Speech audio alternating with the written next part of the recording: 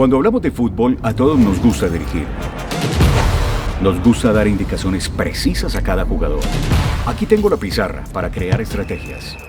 La pregunta es, ¿solo con esto te conviertes en un gran director técnico? La respuesta es no. Un gran director técnico no se hace con la información que tiene afuera, sino con la formación interna que ha recibido. Conoce a su equipo y el lugar en donde debe estar.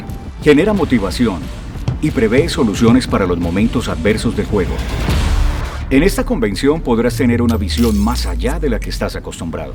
Aprenderás a trabajar en equipo para obtener los mejores resultados. Y hará de ti un hombre firme, un estratega, capaz de asumir con éxito los retos más grandes de la vida. Inscríbete a nuestra convención de hombres Atalayas 2022 y serás parte de este gran equipo.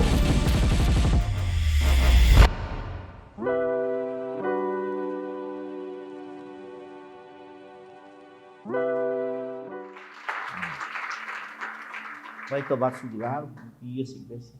Qué bendición estar nuevamente con ustedes aquí compartiendo esta reflexión que el Señor nos regala.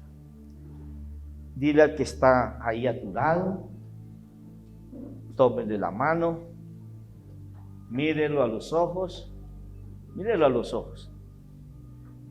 No, tómenle la mano, no dije que salude a todo el mundo, no. Toma al que está a tu lado, tómale la mano y mírenlo a los ojos. Amén. Tómelo ahí y le va a decir mirándolo a los ojos. No me miren a mí, mire al que está ahí, a los ojos y dile, no es tu culpa. Otra vez, no es tu culpa. Otra vez, no es tu culpa. Amén y amén. Un aplauso al Señor. Fuerte ese aplauso, Jesús, es para Jesús. No es tu culpa.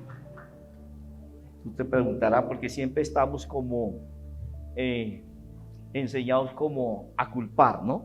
Es decir, siempre decimos, es tu culpa. Pero hoy Dios quiere que entendamos que eso es lo que nos ha frenado, tanta culpabilidad. Y empezando por nosotros mismos, nos culpamos. Y estamos rodeados a veces de los que más amamos. Y a todo tiempo oímos esa vocecita. Es tu culpa. O dentro de nosotros, es tu culpa. Si las cosas no salen como pensábamos. Si las cosas no salen bien. Si las cosas de pronto no van por el camino que yo quiero. Entonces, los primeros que nos culpamos somos nosotros. ¿Sí? Ay, yo no debía haber ido a hacerlo. Yo no debía haber hecho esto. Yo no he dicho esto, ¿sí? Culpándonos. Y Dios nos dice, no es tu culpa. Te dirá, ¿cómo así? Vamos al libro de Isaías, capítulo 53.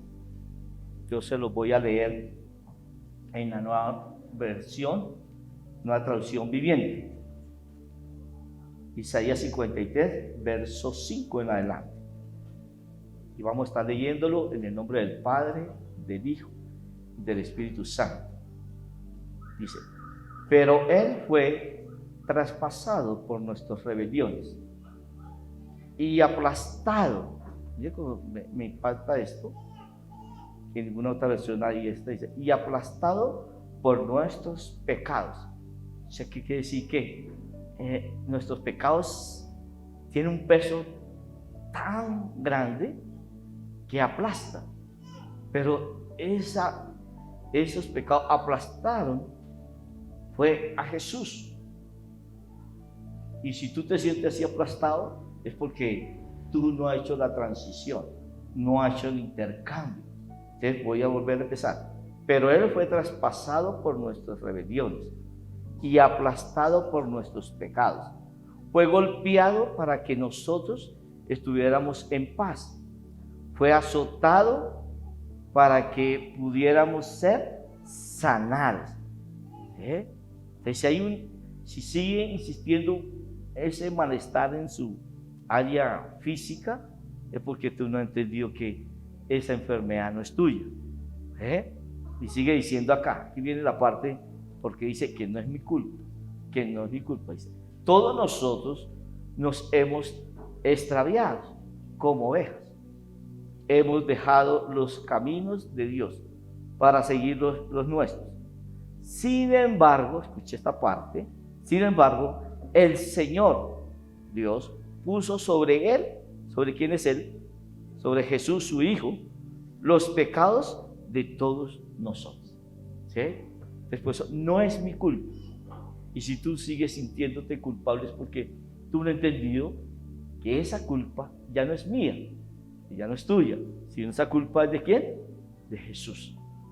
Aunque nosotros fuimos los que fallamos, aunque yo fui el que adulteré, aunque yo fui a los vicios del alcohol o vicios de droga, aunque yo fui incorrecto, infiel con mi esposa, pero al aceptar a Jesús en mi vida, en mi corazón, Dios el Padre, todo ese peso que había en mí, por el pecado, todas esas cargas y esas culpabilidades, las puso sobre quién? ¿Sobre quién? ¿Sobre quién? Entonces, ¿por qué sigue con cargas? ¿Por qué sigue con culpas? ¿Ve? Si Dios te dice, no es tu culpa, ¿dónde quedó esa culpa? Vamos a ver, no sé si tenemos la imagen. La culpa quedó en la cruz. Porque en el momento que Jesús decidió no hacer su voluntad, como lo habla el libro de Lucas, capítulo 22, verso 42 en adelante, dice, Padre, que no se haga mi voluntad. La voluntad de Jesús en ese momento no era llevar esa carga, porque dice que hizo, lo aplastó. Se hizo cuando de pronto cae una tonelada de no sé qué de algo y empieza sobre alguien, ¿qué hace? Lo aplasta. ¿Eh? Sobre una casa cayó, si yo he visto últimamente como que se vino un pedazo de montaña, una tonelada de tierra, ¿qué hace? Lo aplasta. Esa tonelada de pecados de montaña cayó sobre Jesús, la tonelada de mis pecados, y lo aplastó, ¿sí? Por eso lo aplastó hasta el punto de que Jesús murió. Pero esa culpa quedó ¿en dónde? En la cruz. Quedó allí. Entonces, ¿por qué tú sigues con culpa? ¿Qué hace cuando una persona anda con esa culpa? Es una persona que no puede brillar en nada. Es una persona que no puede avanzar en nada. Es una persona que no puede ser exitosa en nada, sino ahí, viviendo el día a día. Pero no puede, como dicen, sobresalir. Si tus finanzas no están en el tope que el Señor dice de la prosperidad, porque esa es la palabra que Dios nos da en cuanto a la parte económica, financiera, es prosperidad. Si tú no estás en ese punto de la prosperidad, es porque hay una culpa. Hay una culpa en esa área y te está afectando. O sea que una de las culpas que más frena el área financiera de una persona es la culpa por los pecados sexuales. Si tú miras toda la escritura, cuando David dice,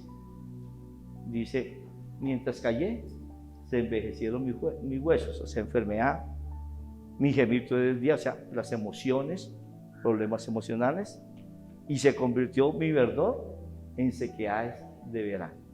¿Sí? Entonces, la economía. Pero, ¿por qué no has sido libre de eso? No es porque Dios no te haya perdonado. Lo triste es eso, que Jesús ya te perdonó, porque Él ya tomó tu tonelada de pecado, tu culpa tuya y aún la de tu casa. Pero tú no entendió eso. Siempre está la vocecita ahí en tu mente, acusándote.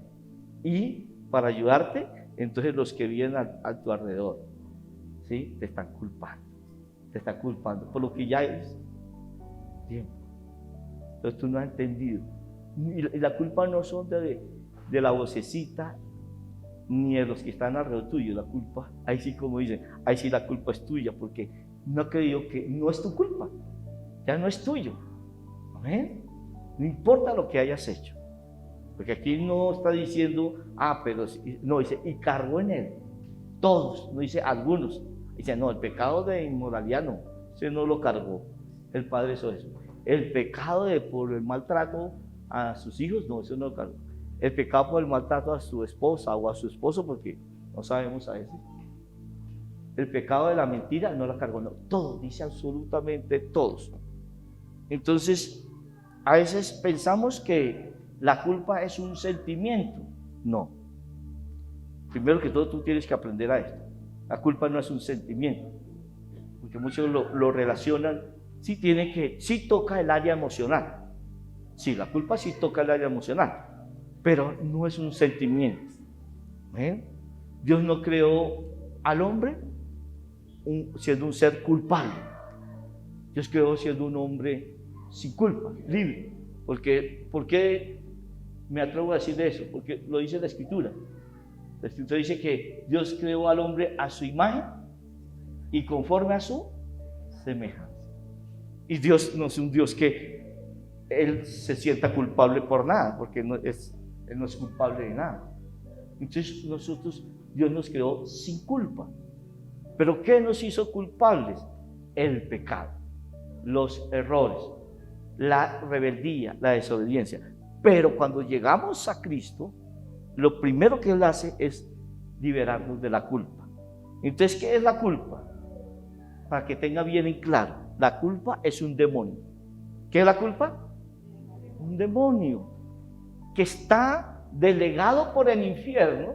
Escuche bien, un demonio, que está delegado por el infierno para destruir tu vida, destruir tu hogar, destruir tu familia y destruir cada área de tu vida. Es un demonio, es un mensajero enviado con un propósito. Y ese propósito es de destruirte a través de la culpabilidad, de hacerte tan culpable que ya tú no quieres avanzar en nada, ni soñar con nada. La culpa es un espíritu de maldad. ¿Qué es la culpa? Un espíritu de maldad. O sea, un demonio, ¿cuándo has visto un demonio bueno? Malo, malvado. ¿De dónde vienen los demonios, los espíritus de maldad? Del infierno. Entonces es un espíritu de maldad que su objetivo es hacerte el mal. Es llevarte hasta el punto de llevarte al mal en todas las áreas de tu vida. Y la culpa es una cárcel. ¿Qué es la culpa? Cuando las personas no se liberan de la culpabilidad o no aceptan el perdón de Dios, entran en una cárcel. ¿Entran en qué? En una cárcel. Y cuando las personas están privadas de la libertad, pues es una persona que no tiene opción ni oportunidad de nada. Imagínate una persona en una cárcel, que podemos decir una cárcel, hay veces hay cárceles que son de aquí para allá, no más. Imagínate toda la esfera de acción de esa persona, solo esto. Y de ahí no puede salir. Y así se encuentran muchos. Aunque dicen, pero es que yo sí me muevo. No, pero entienda lo que el Señor nos quiere hacer entender en esta mañana. Su esfera de acción en su mente se limita. Su esfera de acción en su corazón se limita. La esfera de acción en todas las áreas de su vida se limita. Sus capacidades, sus talentos, todo se limita. ¿Sí? Porque eso es lo que hace la culpa. Encerrarte, llevarte al punto de inmovilizarte. ¿Sí? Y la culpa, escuche esto, nos lleva a experimentar el rechazo. Escuche esto bien. Y es un tema que, es una administración que el Señor lleva ya por meses ministrándome y Dios me ha inquietado para compartirlo y yo creo que pronto va a comenzar a compartir. El rechazo es algo impresionante y es muy extenso lo que abarca el rechazo. Y la culpa lleva a una persona a experimentar el rechazo sin que ni Dios, escuche bien, sin que Dios ni nadie lo rechace. pero es la culpa que hay en la persona, esa vocecita que ha aceptado y en su corazón ya ha tocado. Y como digo, de repente los que están a su lado ayudan a que eso acreciente en tu vida. Entonces es una persona que hace la culpa, te frena, pero el rechazo te limita mucho más. El rechazo te hace una persona que te aísla, que tú no quieres compartir con nadie. El rechazo, siempre que alguien te mira, de una vez siente culpabilidad y rechazo. O sea, ¿ya qué me va a decir? ¿Sí? Lo mira el papá y dice, yo no fui, ¿sí? Sin decirle nada. Y lo que pasa es que el papá le va de pronto a decir algo bueno, pero ya sí es como va manejando el enemigo la mente y va manejando las emociones de las personas en el lugar de trabajo, ¿sí? Entonces, de una vez, es que a mí no me tienen en cuenta. Y hay de pronto una oportunidad para un ascenso y dicen, vamos a hacer un ascenso, pero va a haber una competencia sana, como hacen las empresas. Dicen, ay, ¿yo para qué? Si eso a mí nunca me tienen en cuenta. ¿Sí? La culpa te limita y te lleva al rechazo, al autorrechazo. El primero que se rechaza eres tú, y sin que Dios y los demás te rechacen, ¿sí? Entonces es eso, porque eso está ahí latente. Y mira que eso le pasó a un hombre que Dios dijo un día, conforme a mi corazón, pero por la culpa, porque él pensó que Dios no podía perdonar esa culpa, él siguió haciendo la obra de Dios, pero con culpa. Por eso muchos hombres, mujeres de llamado, están en el llamado, no se pueden desarrollar, no pueden dar un crecimiento, una multiplicación, porque lo están haciendo con culpa. Y sin culpa no hay crecimiento, con culpa no hay productividad. Porque si vemos la oración del Padre Nuestro, ahí dice que Él nos libró de todas culpas. Amén. Entonces, vamos al Salmo 32. Lo tengo en la traducción Palabra de Dios para Todos. Sí, fallamos, hermano. Dios no pasa por alto que hemos fallado y que fallamos. Pero escuche esto, iglesia. Dios aborrece el pecado, pero no aborrece el pecador. ¿Estamos entendiendo ahí? Aborrece el pecado, pero ama al pecador. Porque Cristo vino fue por nosotros. O si no, Jesús no hubiese venido, jamás hubiese venido. Él vino por los culpables. Él no vino por inocentes. Si no, no hubiese tenido sentido la venida de Cristo. No hubiese tenido sentido el que Jesús fuese una cruz para tomar nuestra culpa. Precisamente, ¿dónde está la culpa? ¿Dónde está la culpa? Ahí quedó. Ay, pero muchos la bajan de la cruz. ¿Ve? Y prefieren dejar el título de culpa, no dejarlo en la cruz, sino en ellos. Soy culpable. Te cambian no a soy. ¿Sí? Soy culpable. Y hay de pronto una discusión en una pareja y de pronto el uno o el otro dice, sí, yo sé que yo soy el culpable de todo lo que está pasando. ¿Sí? Viendo que es el demonio, es ese demonio, es ese espíritu de maldad que está poniendo palabras en tu boca que no vienen de Dios, ni siquiera de la persona que está de pronto en ese momento discutiendo contigo. Cuando una mamá o un papá reprende a un hijo, sí, yo sé que soy el peor hijo de esta casa, yo soy el culpable de todo. ¿Sí? ¿Y no han dicho eso? ¿Por qué? Porque el demonio está gobernando la mente de ese joven, o de esa persona, de ese esposo, esa esposa, o en una empresa. De pronto le llama la atención el jefe, y dice, sí, yo sé. Y en cambio a fulana de tal, si no le dicen, yo soy el culpable de que todo no salga bien en esta empresa. se culpan.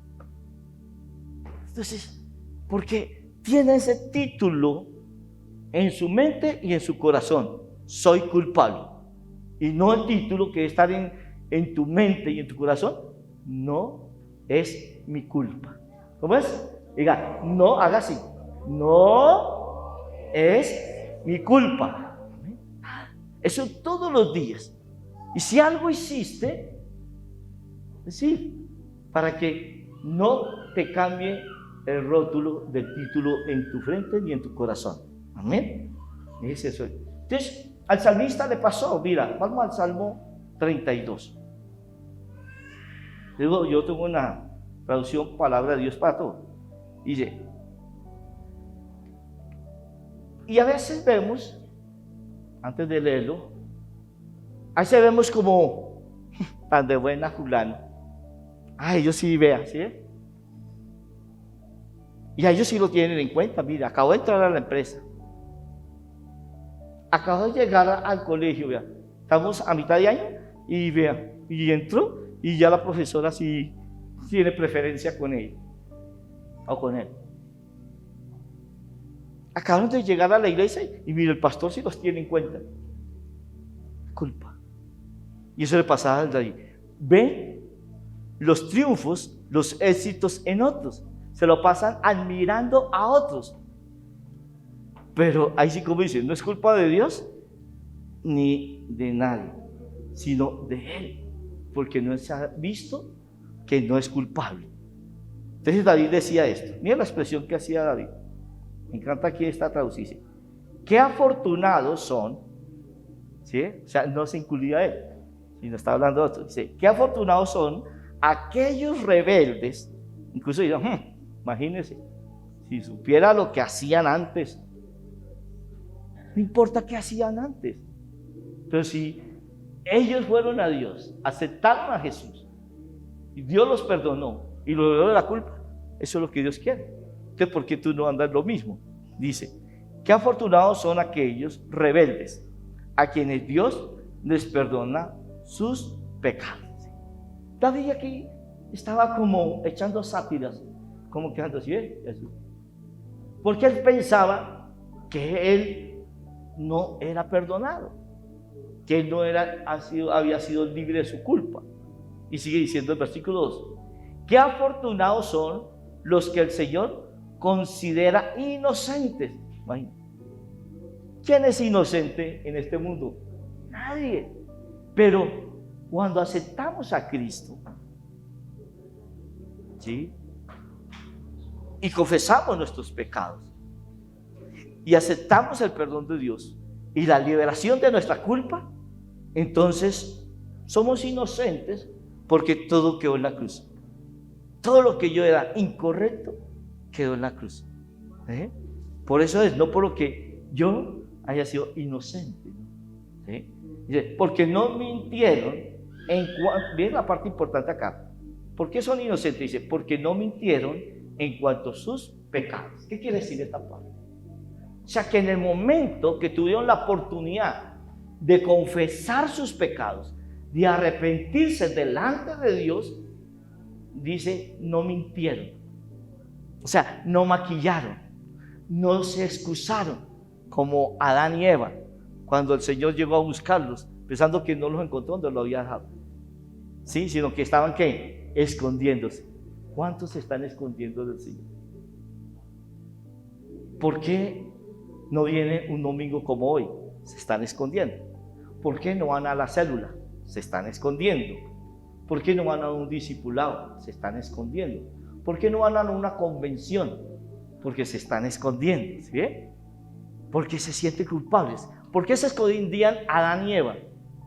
¿Por qué? Se sentían culpables. Pero no porque Dios los estaba culpando, ¿sí?, ni que habían hablado con Dios. Porque tuvieron la oportunidad, cuando Dios los encuentra, tuvieron la oportunidad de no mentir, y mintieron referente a qué. Dice, porque no mintieron en cuanto a sus pecados. En el momento que vamos a Dios y Dios sabe ya lo que hicimos, ¿qué debemos de hacer? Decir la verdad. ¿Qué hubiera hecho Adán y Eva? Sí, Señor, te fallamos. Tú dijiste que el fruto de ese árbol no lo íbamos de comer. Tú dijiste que no íbamos de hablar con ningún extraño. Y mi mujer habló con ese extraño. No, sino que hizo culpó a su mujer. No fuera ese, se sentía culpable, y eso es lo que a veces muchos hacemos. No solamente tenemos la culpa, sino que queremos llevar nuestra culpa y ponérsela a otro. ¿Y qué hizo Adán? Culpó a la mujer. ¿Qué hizo la mujer? Culpó a la serpiente. Y así no la pasamos. Pero no fueron sinceros en el momento cuando debían de liberarse de su culpa, de confesar su pecado. ¿Y cuántos así? ¿Qué pasó con Saúl? Lo mismo, siempre maquillando el pecado, ¿sí? No reconocerlo. Cuando Dios nos llama a que vengamos y tenemos la oportunidad de liberarnos de la culpa, de cualquier pecado que hayamos, por lo más, como dice, pecaminoso que sea, es que lo digamos. Es Dios y tú. Ahí ni siquiera está el pastor, ni la pastora, ni su líder, ni nadie. Es Dios y tú. Dios no está diciendo, vaya a confesar los pecados al pastor. Igual, no, es con Dios. Entonces, ¿quién más va a saber sino tú y Dios? Amén. No importa. Confesarle al Señor de que tú has sido una persona que le gusta la pornografía. Dios lo sabe, pero Dios quiere que no mientas más referente a ese pecado, sino que te liberes de ese pecado, ¿sí? Porque Jesús ya vino hace más de 2000 años y no va a volver a venir y volver a subir la cruz, sino decir lo que son. Miren lo que sigue diciendo aquí el 3. Cuando tú no eres sincero delante de Dios referente a tu pecado, vienen consecuencias. Versículo 3 dice, estaban las consecuencias, dice, todos los días que seguía orando, está hablando a personas que conocen de Dios, que le sirven a Dios. Dice, todos los días que seguía orando, sin confesar mis pecados, me debilitaba cada vez más. ¿Sí? ¿Cuántos de pronto oran todos los días? Leen las escrituras, hacen su devocional, van a las células, vienen un domingo como hoy, pero hay un guardadito. Miren lo que dice el salmista acá, por eso me impactó esta versión. Dice, todos los días que seguía orando, dice que él, sin confesar mis pecados, me debilitaba cada vez más. ¿Cómo así que una persona que ora se debilita si la oración es para fortalecernos? El leer la palabra es para fortalecernos. El venir un día como hoy es para fortalecernos. El ir a una célula es para fortalecernos. El ir a una convención es para fortalecernos. Es ingresar a la Universidad de la Vida es para fortalecernos. Entrar a capacitación de destino es para fortalecernos. Pero dice, no, me debilitaba, dice David. ¿Por qué? Porque la culpa estaba todavía en él, no estaba allá. ¿Sí? Y así hay muchos. Obran bien, pero salen como si peor, salen más culpables. ¿Por qué? Porque no eran sinceros. Y sigue diciendo el versículo 4, dice, Dios mío, tú hacías mi vida cada día más difícil. Llegué a ser como tierra que se seca en verano. ¿Por qué hacía eso David?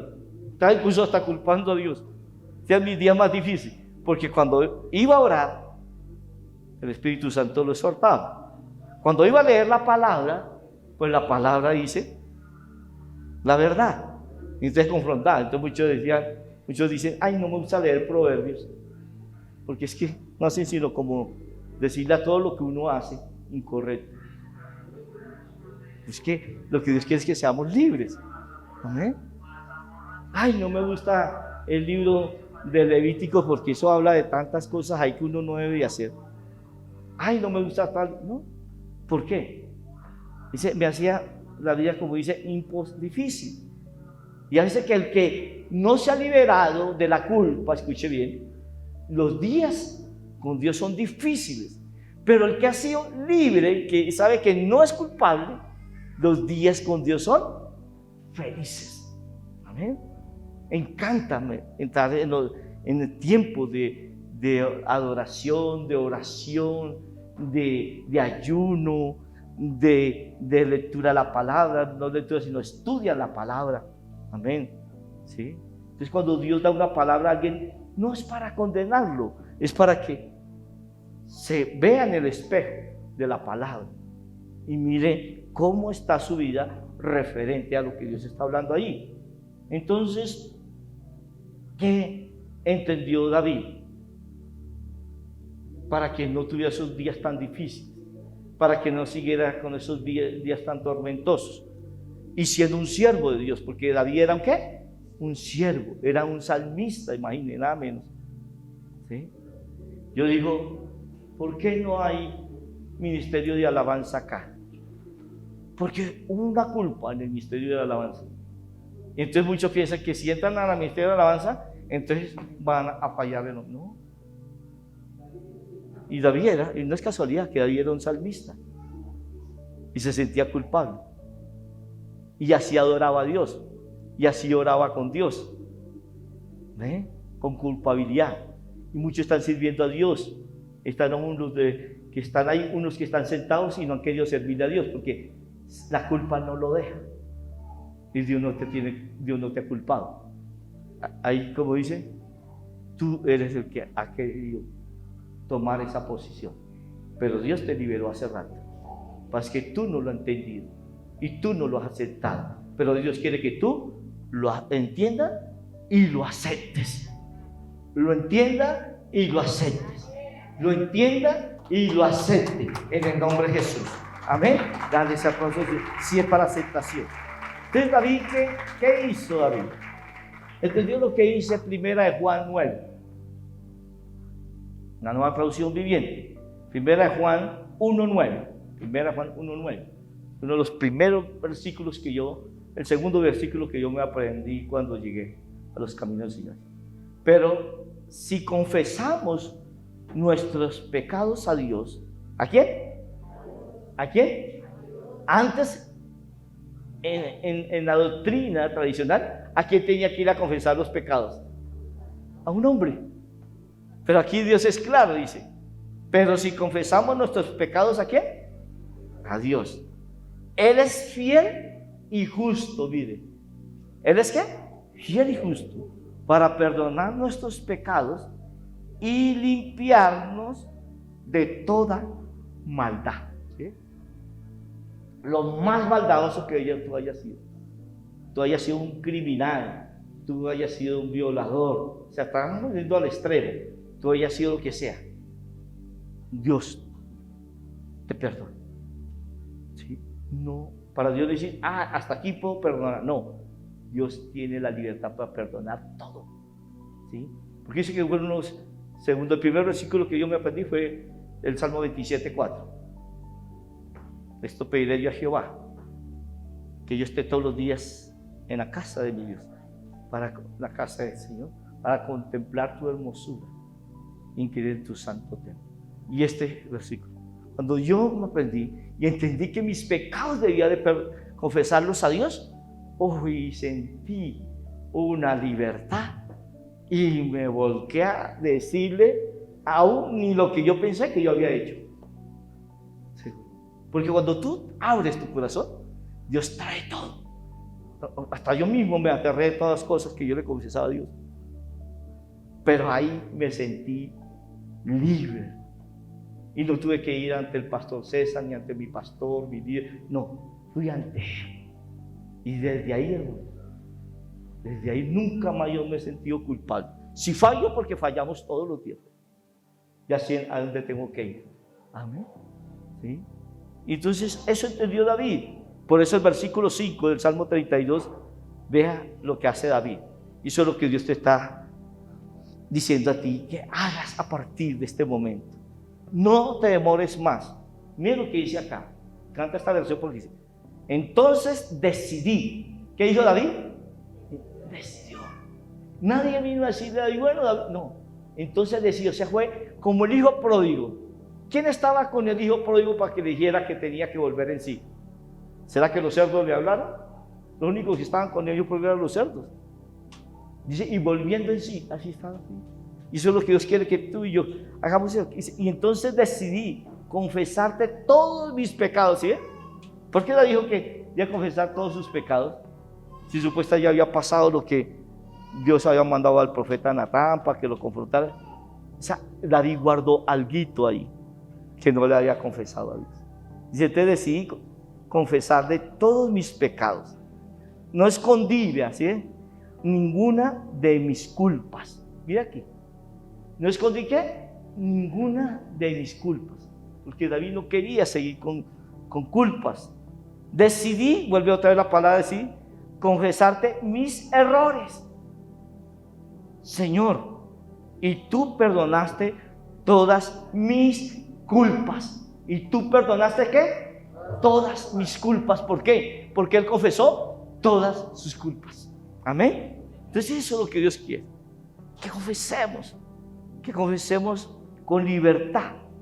Y cuando ya somos libres, es cuando Dios abre esas ventanas de los cielos y viene bendición abundante. Cuando tú puedes llevar una vida en libertad, una familia en libertad, ¿sí? Para Dios. Por eso ahí sí puede apropiarse de estos dos versículos que voy a leer. Cuando ya tú no sientes esa culpa en tu vida, para ti, para tu casa. Versículos 6 y 7. Es para todos aquellos que ya no son culpables, sino dice, no es mi culpa. ¿La culpa está en quién? En Jesús y en la cruz. Amén. O sea, ya no es más. Entonces dice, por eso todo tu pueblo fiel. ¿Todo tu pueblo qué? ¿Cuál es el pueblo fiel? El que no tiene culpa. ¿Sí? Debe orar a ti. Y así, aunque estén en 1000 dificultades, porque no quiere decir que porque yo no tengo culpa no va a venir dificultades. Acuérdese la enseñanza que Jesús da en Mateo 7 de los dos cimientos, ¿cierto? Del ejemplo de las dos casas, que una fue edificada, ¿en dónde? En la arena y otra en la roca. Tuvieron las mismas dificultades, pero una se destruyó y la otra se mantuvo firme. Amén. Entonces, eso es lo que quiere decir. Y así, aunque estén en 1000 dificultades, nada malo les sucederá. Todo lo que esté pasando, aún todo lo que hemos ya pasado en estos últimos años, no, nada les sucederá. No habrá pérdidas. Dice, versículo 7, tú eres mi refugio. Ahí sí, con libertad podemos decir ¿qué? Que Él es mi refugio. ¿Quién es Él? Que Jesús, Dios. Dice, me rodeas y proteges. Por todos lados te escucho, gritándome alegremente, que tenga en cuenta que tú me has salvado. ¿Sí? Debemos sentirnos salvos. Tú y yo debemos sentirnos ¿qué? Salvos, porque ya no es mi culpa. ¿Sí? Pero el que no tiene esa convicción de libertad de culpa, pues no se va a sentir salvo. Y todos los días se siente condenado. No le pueden llamar la atención porque ya se siente condenado. Y como digo, mencionan esas frases que sí, todo es mi culpa y yo soy lo peor, yo no te hago esto. O sea, mismo comienza. Pero el culpable dice, no, calla. El que no es culpable, que sabe que no es culpa, calla. ¿Qué hace? ¿Cómo hizo Jesús? Ahí en Isaías dice que enmudeció como oveja que lleva el matadero. Cuando ha visto una oveja alegando, pateando al que lo lleva para el matadero, dice, calla. Amén. Sí. Entonces, ¿qué vamos a hacer? ¿Qué es la indicación del Señor? Lo que hizo David. ¿Qué hizo David? Primero se arrepintió. ¿Qué hizo el hijo pródigo? Se arrepintió. Porque dice, y volviendo en sí. Para arrepentirse tú tienes que volver en sí. Volver en sí es reconocer que fuiste culpable, pero que esa culpa puede salir de tu vida. Y dice que volvió en sí. Y lo segundo que hizo el hijo pródigo, confesó Dice, le he fallado al cielo y a mi padre. ¿Sí? ¿Qué hizo David? Confesó. ¿Qué dice 1 Juan 1:9? Si confesamos. Y lo tercero que hizo el hijo pródigo fue aceptar el perdón del padre. ¿Sí? Porque antes no quería. Yo no voy a aceptar, voy a decir que me haga como uno de sus jornaleros. Pero cuando el padre y vio su actitud, no solamente lo perdonó, sino lo aceptó y dijo, no, hijo, vuelves al lugar antes, mejor que antes. Y él dijo, no, yo no quiero nada de eso. Lo aceptó que el padre lo lavara, aceptó que el padre cambiara su traje, aceptó que él pusiera el nuevo calzado, aceptó que pusiera el anillo de autoridad y aceptó que lo hiciera dueño de todos sus bienes. Entonces lo tercero es la aceptación, porque muchos no quieren la aceptación. Muchos están aquí, llevan años viniendo a la iglesia, pero no han aceptado ser libres de la culpa. Y hoy es el día de esa libertad. Entonces, ahí donde estás te vas a poner en pie. Vas a cerrar tus ojos. No importa cuánto esté aquí o quién está a tu lado. Tú te vas a ver solo con Jesús. Así como el hijo pródigo. Y lo que sí dice la palabra ahí, confesar tus pecados a Dios. Te vas a ver frente a Dios. Te va a ver frente a la cruz.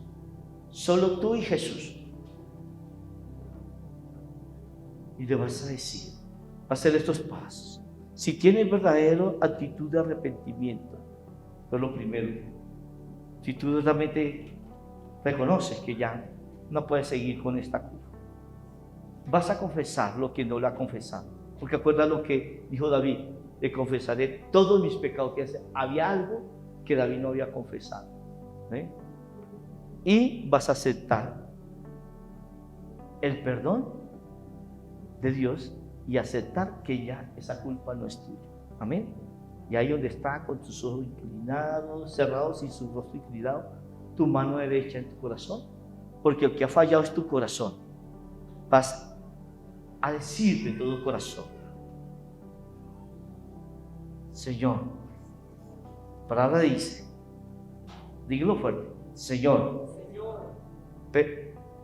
tu palabra dice, pero si confesamos nuestros pecados a Dios, Él es fiel y justo para perdonarme de todos mis pecados y limpiarme de toda maldad. Vas a tomar unos segundos ahí. Ya el Espíritu Santo demostró qué cosas no le ha confesado. Confiésale ahí, con libertad. Habla en tu corazón con Él. Y confiesa y suelta ese pecado. Y a soltar ese pecado, vas a soltar la culpa. La culpa te va a ir de ti. Y esos frenos que había en tu vida, ya no vas a tener más frenos. Tu joven que de pronto querías emprender una carrera, no has podido, porque la culpa no te ha dejado. Pero hoy suelta, cierra tus ojos, todos con sus ojos cerrados, y confiesa. Porque cada uno tenemos algo que confesar que no le hemos confesado. No le está diciendo que me los confiese a mí ni al que está a tu lado, ni vaya y le cuente a tu mujer. Es más, si le falló a tu mujer, ni le diga. O si le falló a tu marido, ni le diga. Habla con Dios y deja eso en Dios. Deja eso en Dios. Si le falló a su papá, a su mamá, no le diga. Deja todo eso en Dios. Ven y libérate. Este es el momento donde Dios te da la oportunidad de soltar. Y acuerda que dice que David oraba. De pronto tú llevas años acá. De pronto sirves en la obra de Dios, pero con culpa. Hoy suelta para que seas libre de esa culpa y pueda dar el fruto que Dios te ha llamado. Aún todos los del servicio, vamos a entrar en esta administración y entrega a todos los líderes todos los de 12, 144 y aún personas que están hoy nuevas, entrega todo al Señor y suelta esa culpa allá en la cruz. No es mi culpa, suéltala ya. Porque la Escritura dice claro ahí, nosotros nos descarriamos como ovejas, cada cual se apartó por su propio camino, mas Jehová cargó en él el pecado de todos nosotros, o sea, la culpa. Hoy entrega, confiesa esa infidelidad, confiesa ese pecado de pornografía, confiesa el pecado de robo, de alcoholismo, de vicios, de rebeldía, ese pecado de altivez, de orgullo, de mentira, de engaño. Confiesa el pecado. Le falta sujeción a la autoridad, sean sus padres, sean tus jefes, sean las autoridades espirituales. Eso es pecado y esa culpa no te está dejando.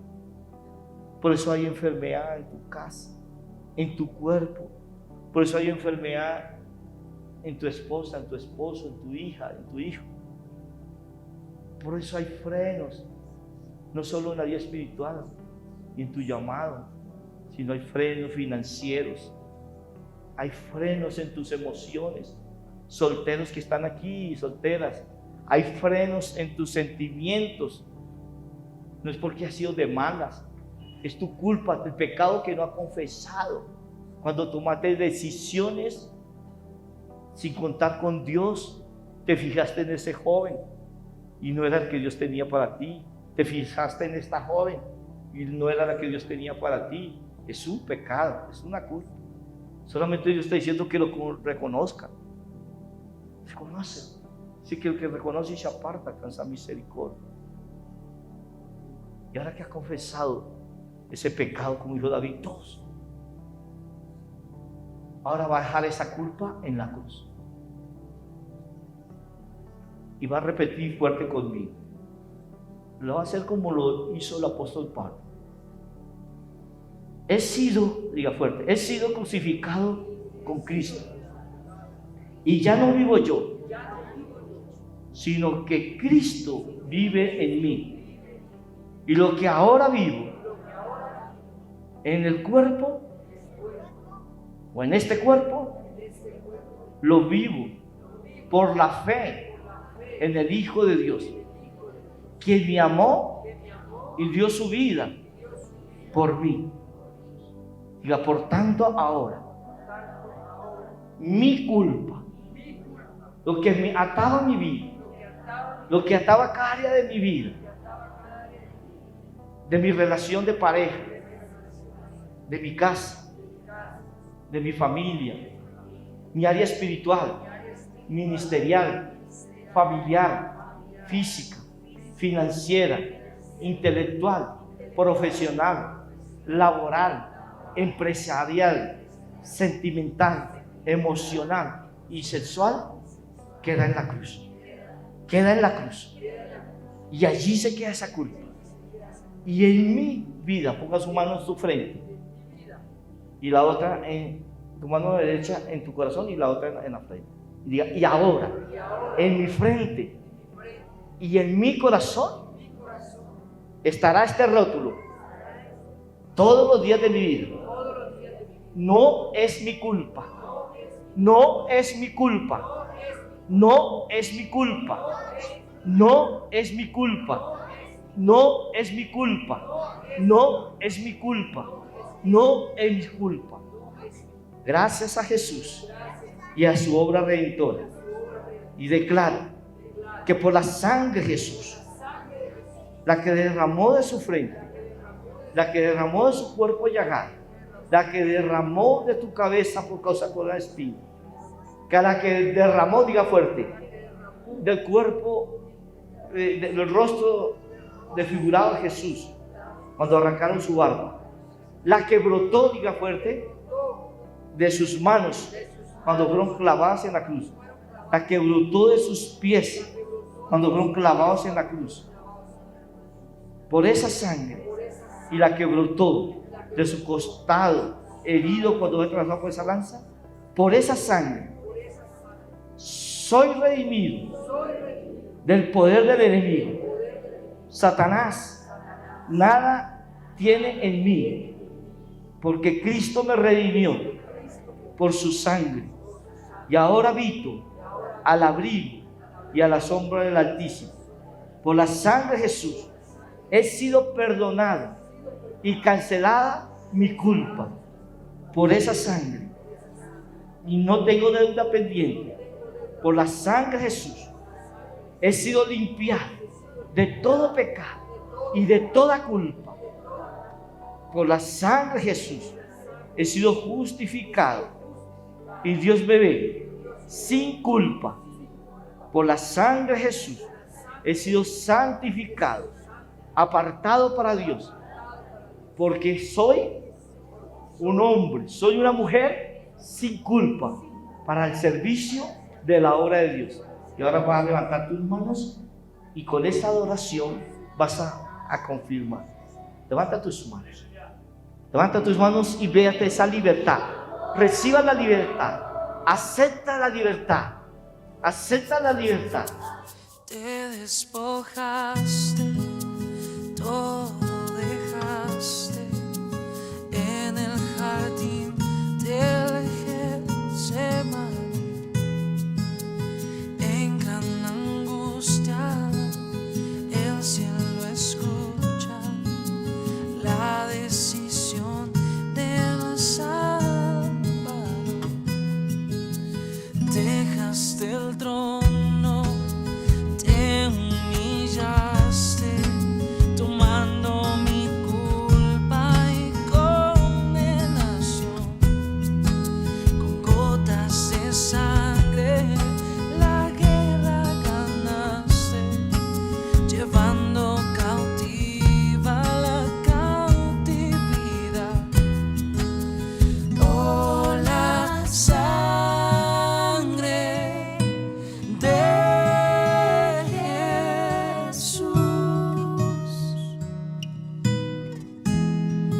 preciosa sangre está aquí, está aquí.